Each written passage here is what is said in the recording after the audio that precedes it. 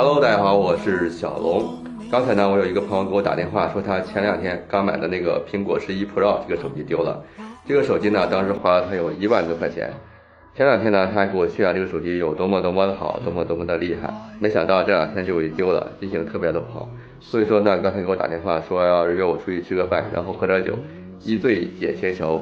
现在呢，就要跟他出去吃点饭去，缓解一下他这个悲伤的心情。朋友，你試過將我營救？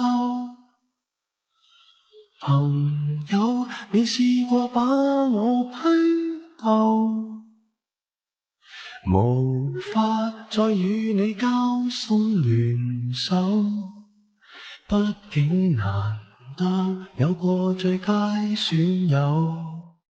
從前共你促膝把酒傾通宵都不夠，我有痛快過你有沒有？很多東西今生只可給你保守至到永久，別人如何明白透？實實在在踏入過我宇宙，即使相處到有個裂口，命運決定了以後再沒法聚頭。但說過去卻那樣厚，問我有沒有，確實也沒有，一直躲避的藉口，非什麼大仇，為何舊知己在最後變不到老友？不知你是我敵友，已沒法望透，被推着走，跟着生活流來，連陌生的是昨日最親的某某。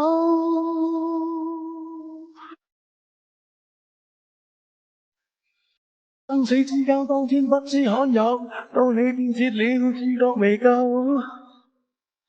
多想一天彼此都不追究，相邀再次喝酒，待葡萄成熟透。但是命運入面每個邂逅，一起走到了某個路口。是敵與是友，各自也沒有自由。位置變了，各有隊友。